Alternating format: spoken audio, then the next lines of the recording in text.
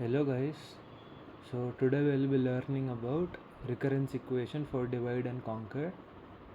So before starting, I am Abhinav and I am an engineering graduate. I am a 4th sem engineering student from Bangalore Institute of Technology, and currently I am pursuing my bachelor's in engineering in computer science and engineering. So let's begin. So let us first know what is an recurrence equation for divide and conquer. So we all know what is divide and conquer is. We have a problem of size n. We divide it into sub problems, and we then try to solve the sub problems and give a combine them and give a complete solution to the given problem. So okay, let's see what is the recurrence equation. So if the size of the problem P is n and the size of k sub problems are n1, n2 till nk, means there was a problem P, we divided into sub problems of n1, n2, n3, n4 till nk. Then the computing time of divide and conquer is described by this either g of n when n is small, or the sum of time complexity of all the sub problems, right? That's very straightforward.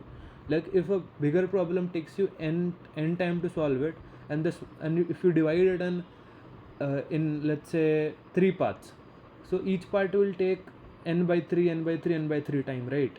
If the parts are equal in size.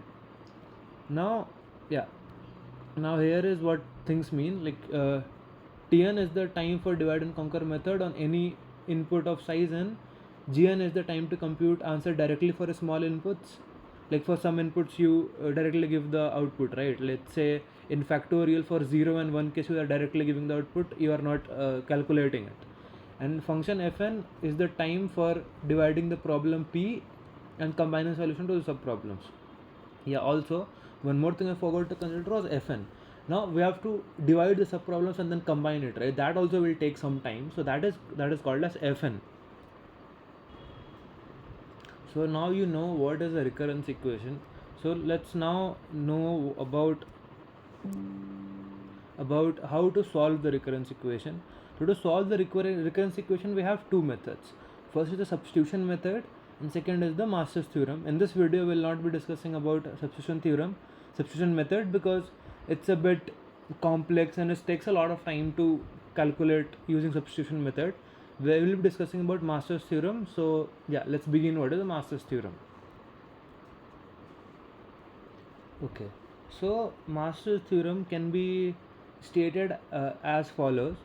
Like yeah, I told you about divide and about what is the recurrence equation for divide and conquer, what does it mean, what are the various symbolic representation in the equation, and how is the time complexity of it is represented as a whole and as parts of the sub problems.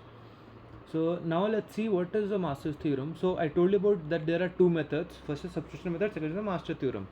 Substitution method is a bit complex and it takes a lot of time, whereas master theorem is a simpler method. That is what is stated here. See, the efficiency analysis for many divide and conquer algorithm is greatly simplified by master's theorem. It states that in recurrence equation, Tn is equal to a t n by b plus fn if fn belongs to big O of n to the power d, where d is greater than equal to 0. Now don't be scared by seeing this equation. It's nothing but it's just a general simplification of the recurrence equation. In the question which will get in the exam or in a test, it will be given like this only, like in a form of a tn by b plus fn.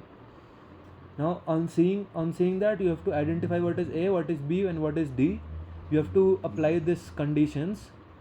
These three conditions are there. Based on that, your time complexity will come. As simple as that. Okay, so let's see what are the three cases. The first case is when a is less than b to the power d. In that case, our tn will belong to big O of n to the power d. When a is equal to b to the power d, our tn will belong to n to the power d log n. And when a is greater than b to the power d, then tn will belong to big O of n to the power log a base b. Now in the next section of this video, we'll see how to solve problem based on master's theorem. Okay students, now you know what is a recurrence equation, you know what are the methods to solve a recurrence equation, and what is master's theorem. The best way to solve any given recurrence equation for divide and conquer. So we have this equation. See, simply if we compare it from the previous equation which we had, like Tn is equal to A Tn by B plus Fn, we know that from here Fn like T belongs to big of 1, right? And A is equal to 4, B is equal to 2, and D is equal to 1. It's 1 because Fn is equal to n, right? And since Fn is belong to big O of n, therefore n to the power D, that means D is equal to 0. D is equal to 1, sorry, D is equal to 1. So yeah, we have D is equal to 1. Based on that, we are getting this solution. See, first we need to check this I told you first, right? First to check these three cases. Now in this, A is greater than B to the power D. Yeah, clearly, like 4 is greater than 2 to the power 1, right? Therefore, it belongs to the third case. In the third case, we have it belongs to big of n to the power A base B. Simply you will write 2 to the power n belongs to n to the power log 4 base 2. As simple as that. If you solve this, we get log 4 base 2 as 2. So Tn belongs to big of n square. As simple as that. Now let's see one more example. Now in this case, it belongs to the second case where see, again we compare it to the general equation. We got A is equal to 4, we got B is equal to 2, we got D is equal to 2. Now why D is 2 is because Fn belongs to big of n square, right? And whatever the power of n is in Fn, that is our D. We compare it with the three cases. It lies in the second case very clearly, because 4 is equal to 2 to the power 2, so simple. Then therefore in the second case we write n to the power d log n to the power d is 2, and yeah, so it will be n square log n. Tn belongs to n square log n, as simple as that. Now moving forward to the third case. In this case, A is equal to 4, clearly you know how it is 4. B is equal to 2, you know how it is, why it is 2. D, you know, Fn is equal to n cube. Whatever is the power of n in Fn, that will be our D value. Now A is less than B to the power D, that is 4 is less than 2 to the power 3. Obviously it is less than, because 4 is less than 8. So it will belong to the first case, and the first case Tn belongs to big O of n to the power D, that is Tn belongs to n cube, because D was 3 here. Simple. Now there is one more way in which questions can be asked to you. That is this way, like directly the values will be given to you. A value will be given, B value will be given, and Fn value will be given. So here A value, B value, and Fn value is given. Now Fn is equal to C. It's nothing but C into n to the power 0, because n to the power 0 is anyways 1 and C into 1 is C.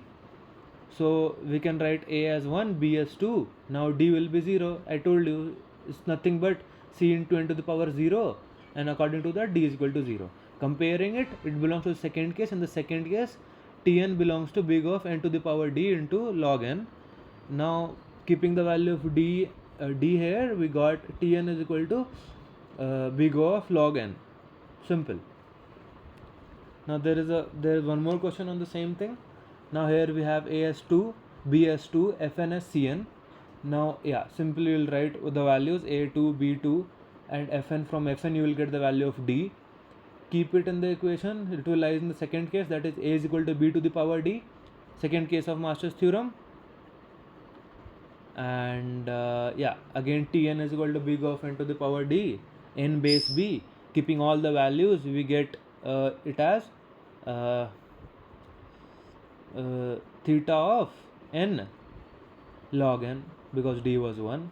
As simple as that. So I hope you guys understood everything, and all the best for your future, and just do well.